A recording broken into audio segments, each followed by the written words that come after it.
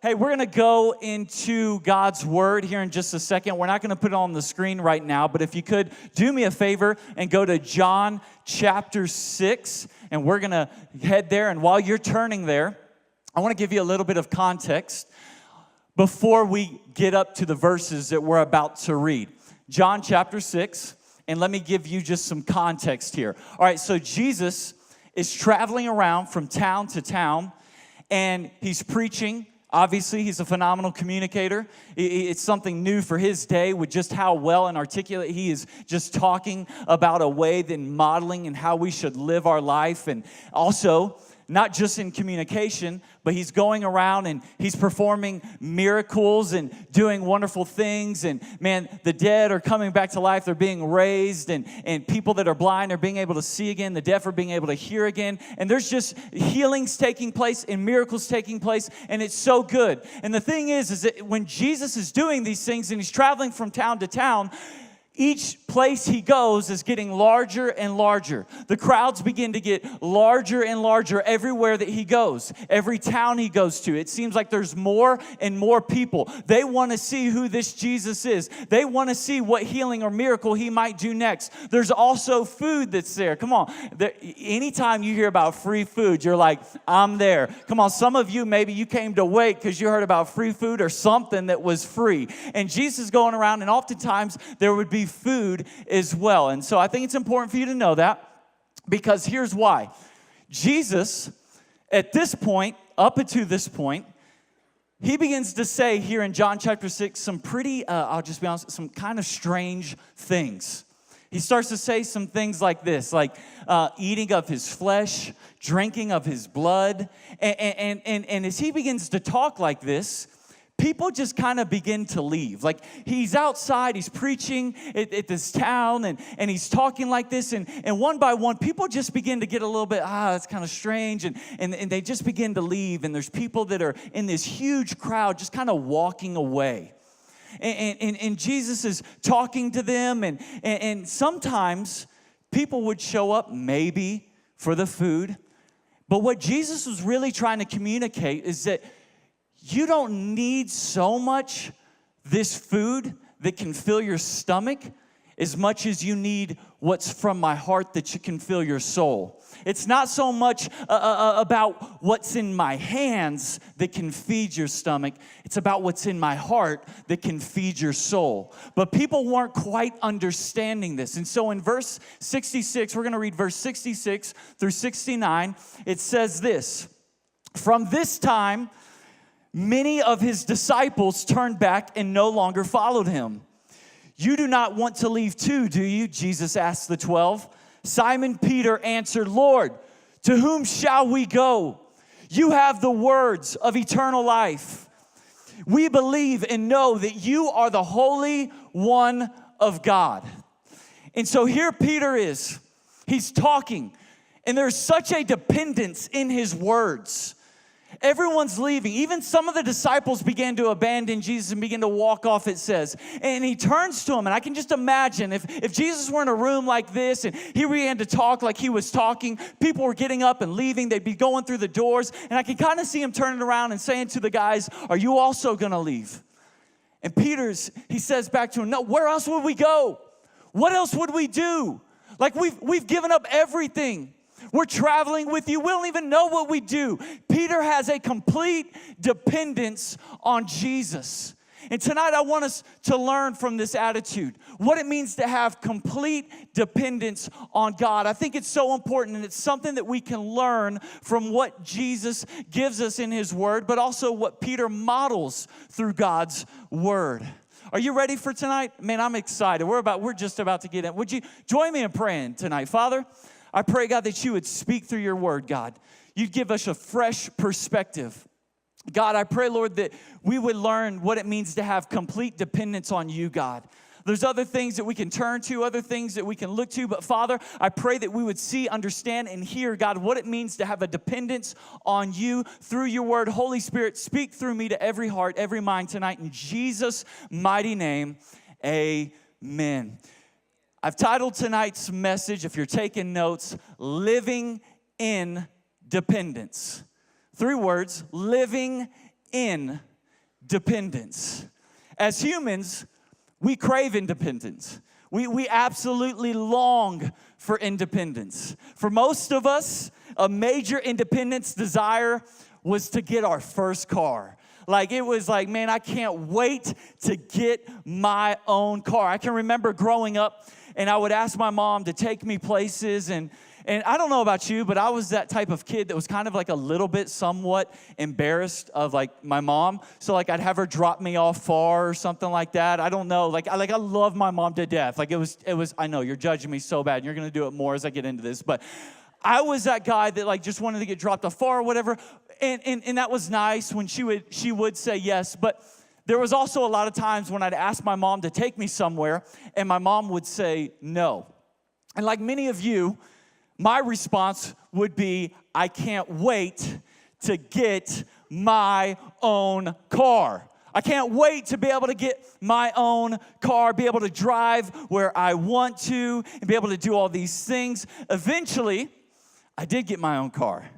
I got my first car, and man, it was incredible. I love it so much, and I loved it so much, I should say. And my first car was a 1995 Geo Prism. I believe we have a photo tonight. It looked just like this. Man, the Geo Prism was so nice, man. The only difference is mine had a big hole in the front. But man, I got that thing. I bought it from someone's grandma for $1,500. It had 32,000 miles on it. Man, it was a Geo Prism. Though I had never heard of a Geo Prism when I bought it, you better believe I rode around in that thing like it was an '84 Cadillac.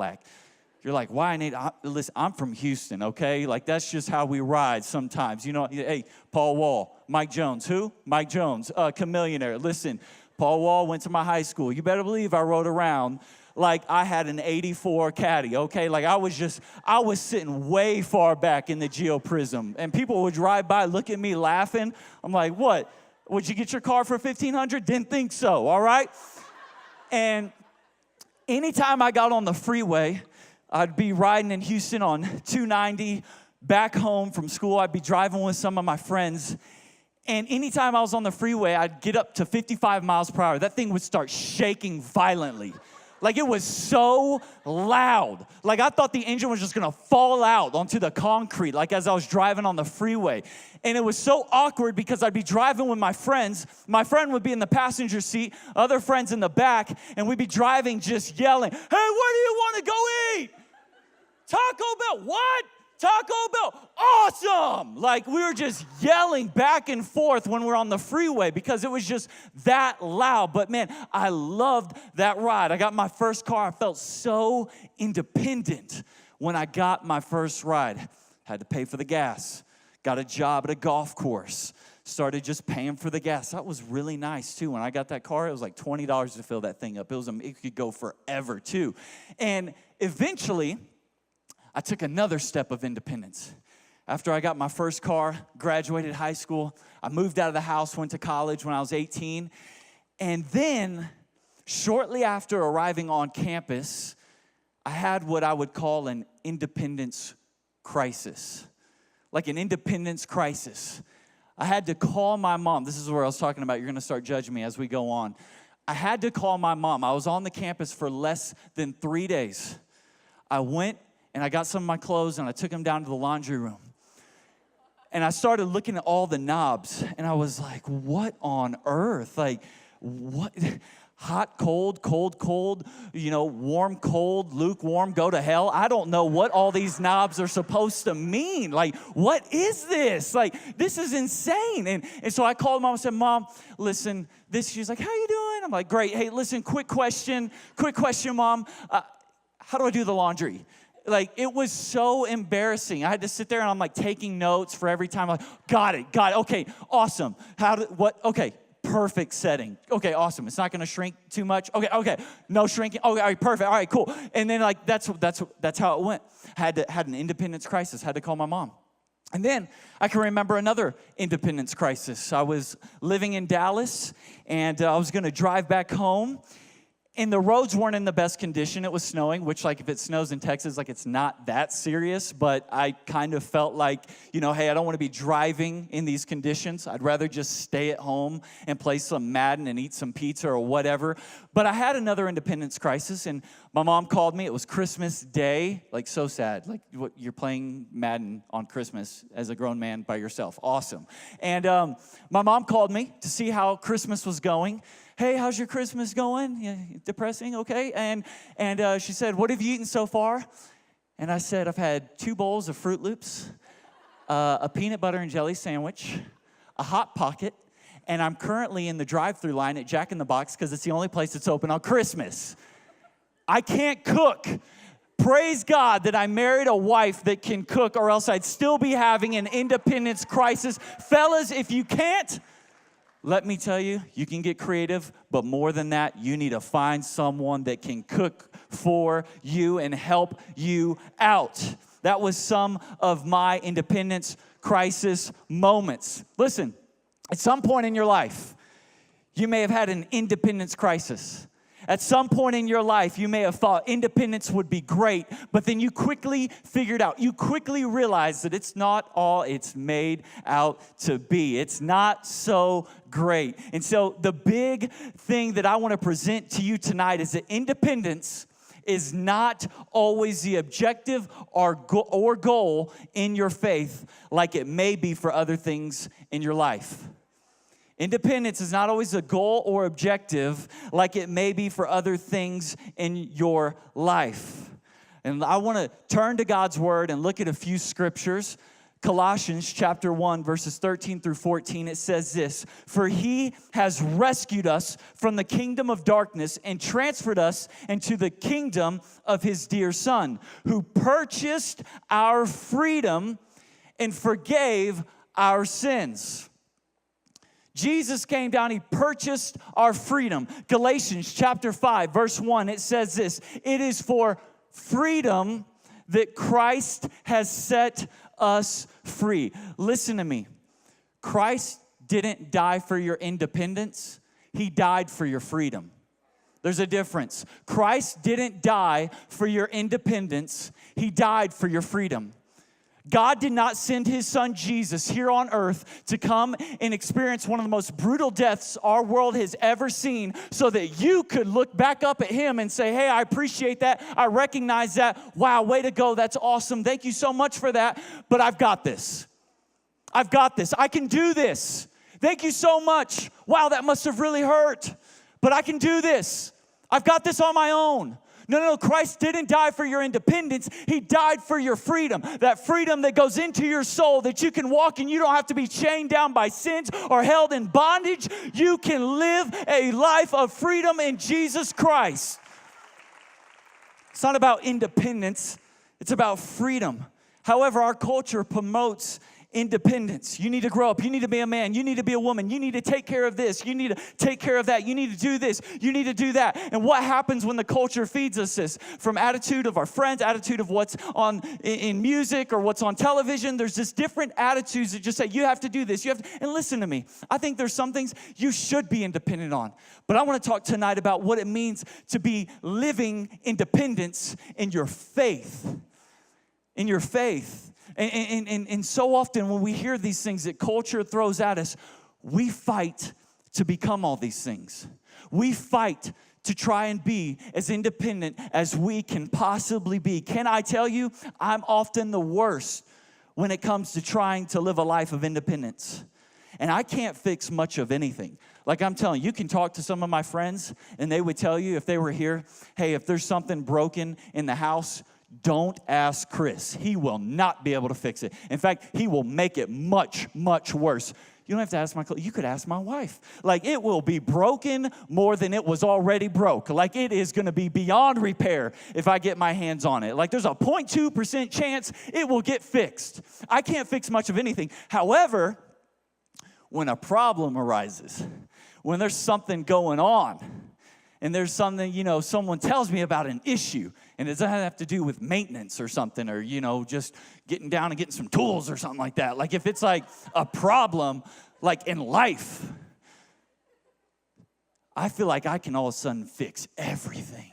Like, I'm like, oh, hey, first off, listen to me. You need to cut that friend off. You need to stop talking to them. In fact, unfollow them right now. You need to let them know we're cutting this thing down. It's not going to happen. Like, I become Mr. Fix It. Like, if there's something going on. In fact, there's been times when my wife is calling me, and I pick it up, and she begins to tell me about a problem. And I'm like, babe, I got you. And she's actually had to stop me and say, oh, Chris, I don't need you to try and fix this. I just need you to listen. I just need you to listen. And I'm like, oh, gosh, no. You need me to try and fix this. Like, I got you. I got my girl's back. Like, who do I need to take out? Hold up. I'll call him. Don't mess around with us. She says, I don't need you to try and fix this. I need you just to listen. And I'm just wired this way. And the reality is, most of us are. A lot of us are wired this way. I want to take care of it. I want to be in control. I want to try to fix it. I want to hear all the details. Why? I want to get as much information so that I can fix the problem. I want to be able to fix as much as I can. There's a constant tug to be independent and self-reliant. And let me tell you this, Satan would love for you to live your life just with this independence mindset. With this, you can do it all on your own mindset. Satan would love for you to just keep going. Hey, you got this? You do have this. You don't have to call it. Don't talk to them. Don't worry. You do it. Satan would love for you. Just you keep going. You got this, girl. You got this, man. You be a man. You got this. Do it all on your own. Be independent. That's right. Independence, though, is not God's plan for our lives. And it's actually a myth and lie from the devil that we are better off on our own. And so here's what I want to do. I want to give you 3 myths that we try to claim for ourselves. 3 myths that we try to claim for ourselves. Write this down. The first one is this: I can't help myself. It's just the way I am. I can't help myself. It's just the way I am. Can I tell you, God only knows where Chris would be if he went around in life claiming this myth for himself. I can't help it. Guys, I can't help it. It's just the way I am. Thank God for parents, for a mom that would throw her high heels straight at my face if I started talking back to her with an attitude. For a dad that would get on to me but didn't really have to do much since he was a Texas high school football coach and I was already intimidated by him enough. For coaches that disciplined me, and for pastors who told me what I needed to hear, not just what I wanted to hear. You see, we try to claim this so much for ourselves. Hey, I can't help myself. It's just the way I am. You're right. It is a fact. It is the way you are. But you can help yourself. Quit being so prideful and let someone talk into your life. Let them speak into your life and not just hear what you want to hear, but what you need to hear. I am so grateful that I've had pastors tell me, dude, you need to get your act together, Chris. When I got saved in high school and I started going to church, I had pastors that were real with me. And man, at first it really ticked me off. I'm like, you better calm down, man. Quit saying that stuff about me. I'm going to tell my mom, bro. And my pastors, though, would be real with me. And they speak honestly with me. Tell me about the issues and the things that they see in my life. And I gave them permission, point it out. Let me know. When I'm having an issue, you tell me. And I finally got to that place where I just said, hey, for real. People that I trust, people that I care for, people that I know are above and have gone further than me. Man, you speak into my life. People that are on the side with me, not always just further than me, but you speak into my life. You let me know. You be the blind side of me. You go ahead and be that peripheral. Like, just let me know, because I may not see it. I may be looking straight, and I'm just looking at what I want to see. I'm looking at the perspective that I want to see. But someone else has another perspective of my attitude. Someone else has another perspective of the life that I'm living. And I'm telling you, I cannot just go around. You cannot go around. We can't go around just saying, I can't help myself. It's just the way I am. A second myth is this: I have to protect myself. I have to protect myself. And I would say this, and I think I'm pretty confident in saying this, that most of us can relate to this. I know I certainly can. I have to protect myself. What do I mean by that? I think a lot of us, we feel that we have to live this independence, not living in dependence, but this life all on our own. Why? Because we've experienced hurt. We've experienced pain. I know I have, from people that I thought I could trust that let me down. people that I thought cared for me that didn't really seem to care for me. And I've been hurt. I've experienced pain. And so what did I do moving forward? I have to protect myself. And I would cut people off. And this is real. Honestly, I was one of the worst at this. And I just felt like, I'm not going to talk to you. I'll do like the lightest, shortest, quickest conversations with you. I'm not going to get anything heavy. And I'm going to get away from you because I can't trust you. And I have to protect myself.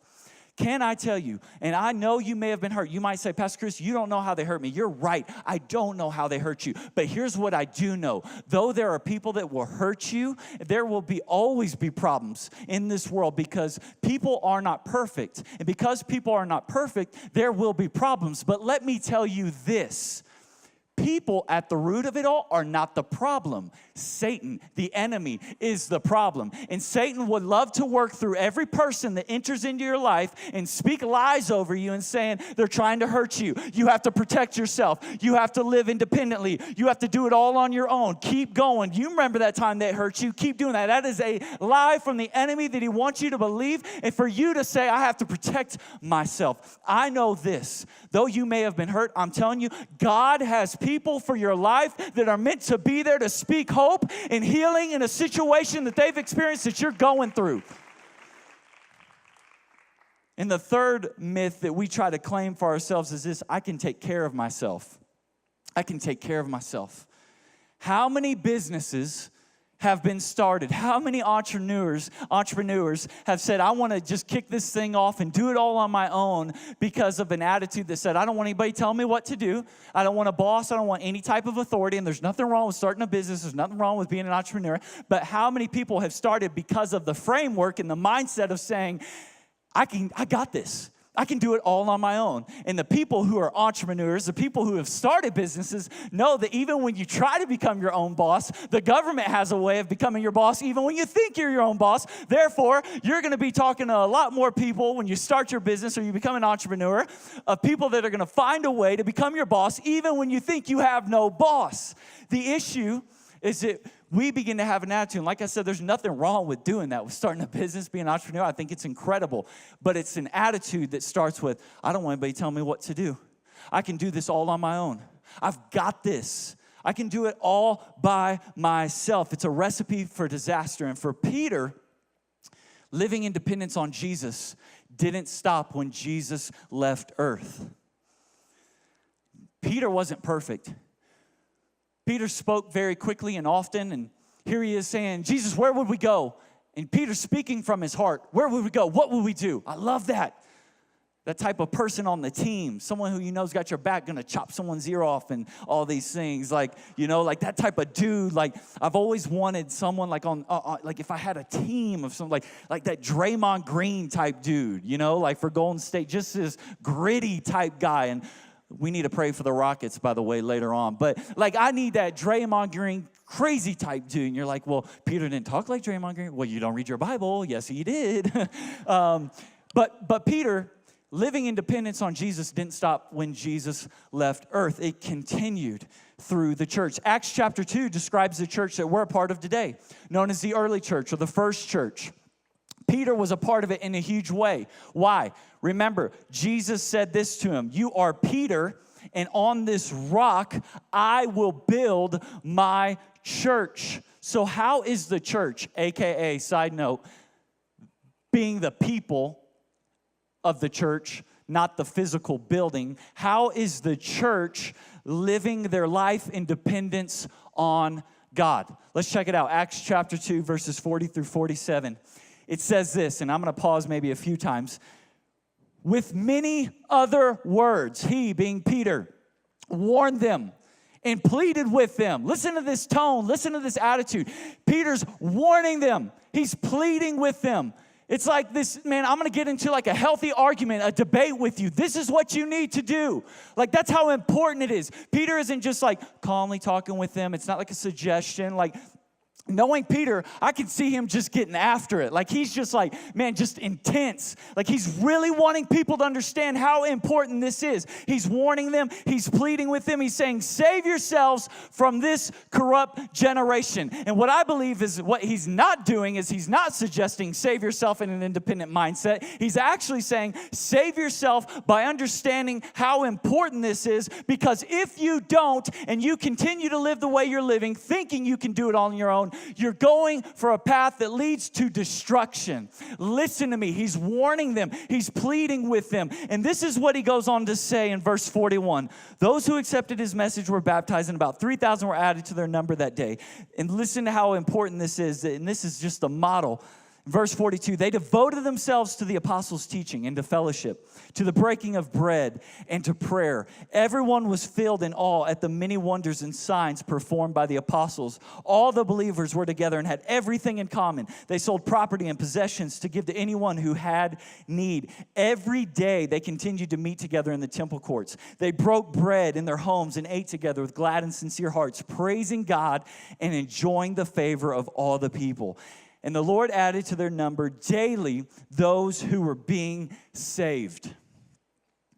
Here we are, Peter is saying, man, it's so important that you get this. Tonight, I would have this same type of urgency that Peter spoke with as well. It is so important that you understand what it means to be living in dependence. And I believe that if Peter were here today, he would say this: true freedom comes from living in dependence on the right things. True freedom comes from living in dependence on the right things. According to what we just read in Acts chapter 2, the first thing that we need to do is we need to be living in dependence on promise. We need to be living in dependence on promise. In verse 42, it said this: they devoted themselves to the apostles' teaching. They devoted themselves to the teaching from the apostles from the Word of God. There was an importance. There was something that was to it that said, listen, you need to understand God's word. Why? Because it has a promise for you. It's important for you. It can speak to the situations. And here's the deal. The resurrection of Jesus Christ is the greatest victory the world has ever seen. And that's the victory that you and I have in him. That's the victory that you and I have access to. That is the greatest victory the world has ever seen. And at the end of the day, we win because Jesus won over death and the grave. We win because Jesus won. And that is what we have the potential to tap into. That's the access that we have through God's word. And the amazing thing about the promise of God is that it can bring hope, healing to every situation, to anything that you're going through. There's a promise from God for your situation to bring you hope. And that's why God's word is so important. That's why it's so important to get into God's word. The difficult thing about a promise is that it involves trust. Promise involves trust. The very fact that someone has to say, I promise, means that trust will have to be involved. Right? Like when people say, I promise. They're saying that because they want you, though you don't see what they're trying to promise you, they want you to trust them. And they're saying, I promise. My oldest son, Grayson, he learned how to ride his bike a couple weeks ago without his training wheels. And to start, though, he did not want to get rolling, like down the hill. And we're not talking like some intense hill. You're like, geez, what kind of dad are you? Like, we're like a light hill, okay? And so we're on this bike, and I'm like, all right, Grayson, let's do this, man. Get on the bike. I'm going to hold the back of the seat, and we'll just start there, okay? We're just going to have to start moving so that you can understand what it means to ride your bike. And Grayson did not want to move. Like, he just wanted to stay there. And so what he would do is he would think, like, maybe I can start to ride my bike if I just stand, like, just kind of stand here, then lift my legs, and maybe somehow I'll start moving, and, like, then I can pedal. But I'm like, no, you have to understand, Grayson, you have to get some momentum in order to get balance. You have to start moving if you're going to get some balance and be able to stand up and ride your bike. And he was just so scared. He did not want to do it. I'm like, all right, here, let's do this. I'll start pushing along. But I'm telling you, listen to me. Before we do this, Grayson, and I leaned down and I said this to him. I said, do you trust me? He said, yeah, Dad, I trust you. I said, I promise. I'm telling you, I'm with you. I'm going to be right next to you. I'll be holding the back of your seat. I'm not going to let anything dangerous happen. I mean, you might fall a little, but I was like, do you trust me? Yes, Dad. I was like, all right, I promise. Come on, we got this. Come on. And eventually, we began to go, and we got some momentum, and he began to ride his bike, and it was awesome. It was incredible. But I wonder this, how many of us are maybe just kind of standing and sitting there, and God is saying, I want you to move. You've got to trust me. I promise. According to my word, I have a plan and a purpose for your life. It's not meant for destruction. It's meant to help you in your future. I'm telling you, we need to move. How many of you maybe are in here and you've just been sitting on an idea? You've been wondering, what's my next step? What do I need to do? What is it? And God is saying to you, do you trust me? I promise I'm with you in every season. I will never leave you or forsake you. I'm telling you, it is time to move. I have a promise for you, and you have to trust me. And the second thing that we need to do is we need to be living in dependence on people. We need to be living in dependence on people. In verse 42, it continued saying this: they devoted themselves to fellowship, to the breaking of bread. Verse 44, all the believers were together and had everything in common. Verse 46, every day they continued to meet together in the temple courts. They broke bread in their homes and ate together with glad and sincere hearts. You see, people provide us the plan that God has to fulfill our purpose and potential.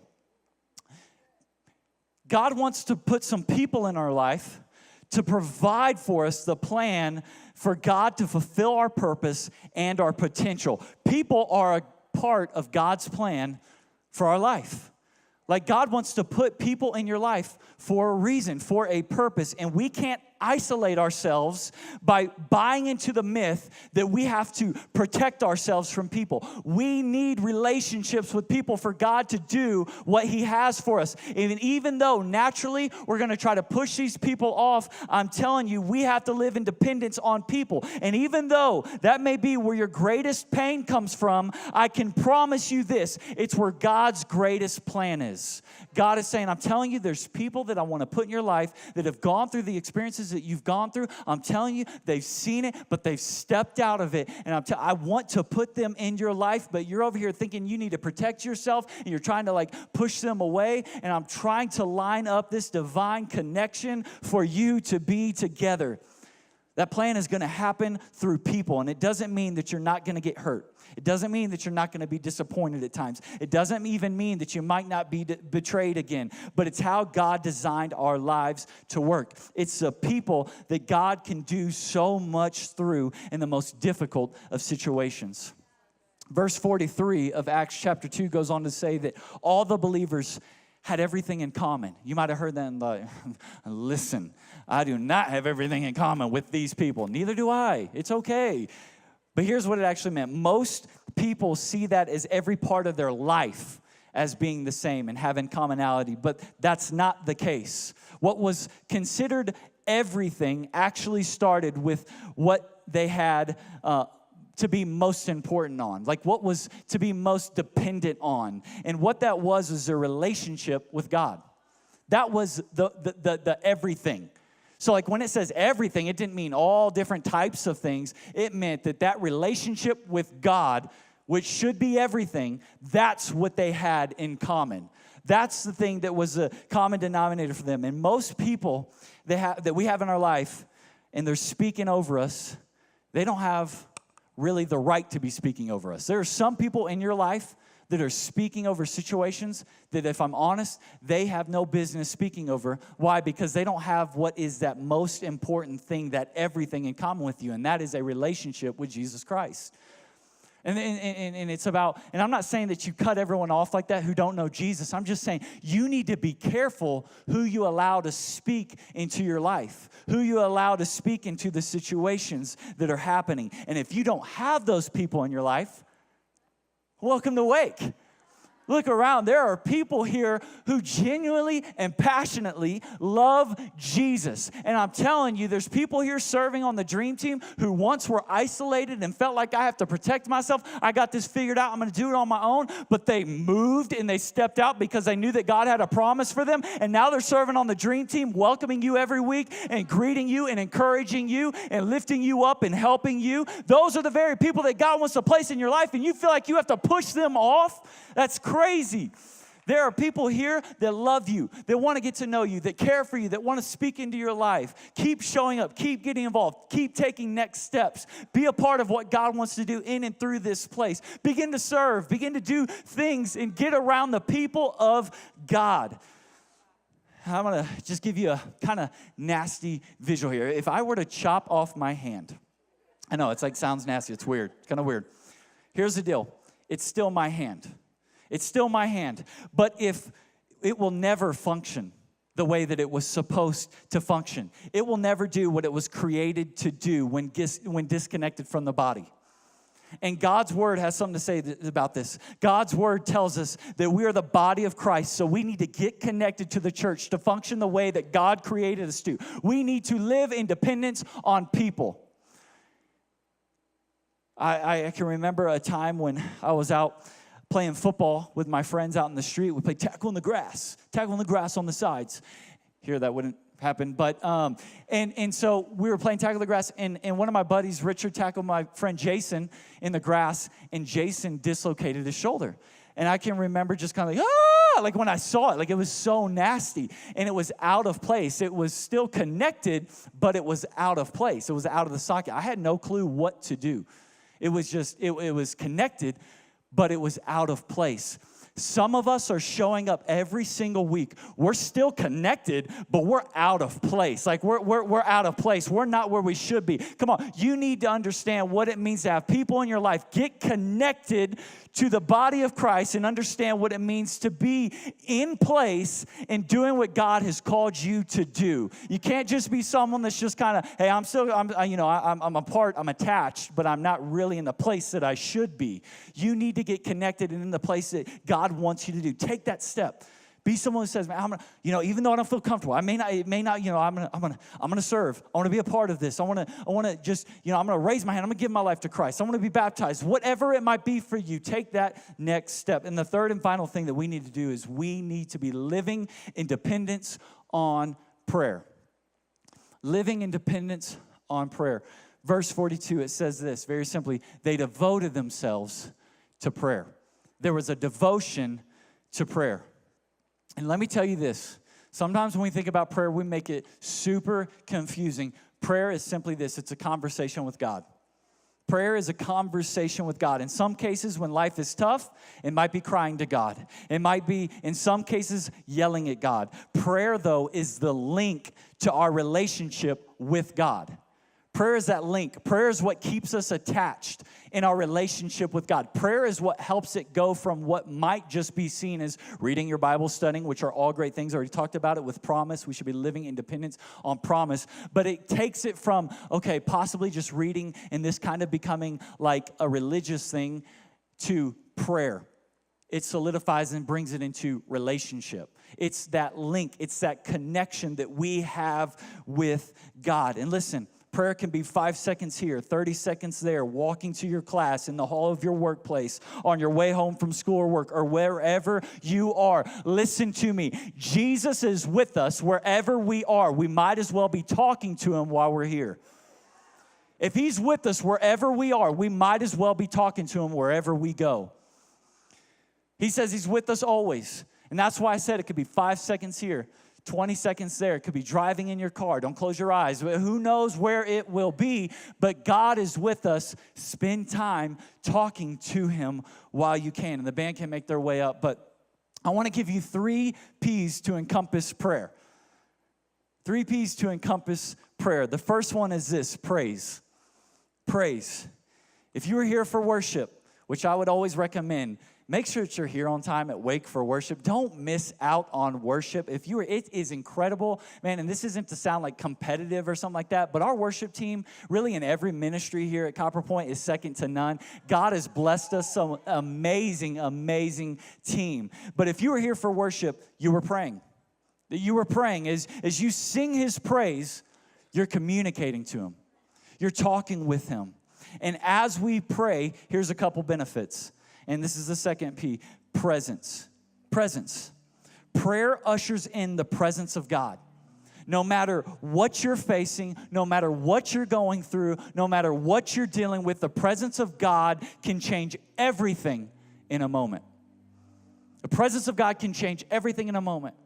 You begin to worship him. You begin to sing to him. You begin to lift up his praise. It changes the atmosphere. It changes what's going on. You begin to take your eyes off of the problem and you begin to put it on him. You say, God, you are in control. Though I, in everything in me, wants to try and be in control, wants to try to fix this situation, wants to think about all the plans and how I can fix it, God, I'm going to surrender it to you, God. I'm going to begin to lift you up. I'm going to begin to give you worship. I'm going to begin to lift up my praise. Even though I don't feel like talking out loud in an audible voice, I'm going to begin to lift you up, Jesus. You deserve it all, God, and no matter what I'm facing, you can change anything. And so presence. The third thing is this power. Prayer will provide a power that we don't have. How many times have you and I felt hopeless and powerless? Too many. Prayer gives us access to the power of the living God through the Holy Spirit. There's a power when you pray. It's not like you're just talking to a friend. Like I said, obviously, people should be a part of your life.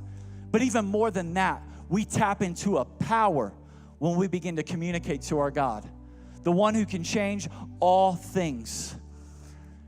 You know, about a year ago, I was riding my bike, and I cut my ankle open, and it was just real nasty. Like, I was just like, I'm good, I'm fine, let's keep riding. And my wife saw it, and she saw me when I got back on my bike, and she said, no, you need to go to urgent care.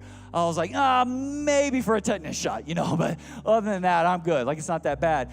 And she said back to me, Chris, I can see your bone. And I was like, oh, no, you can't. Don't talk to me like that. No, that's nasty. And she was like, no, for real. And so I was like, okay.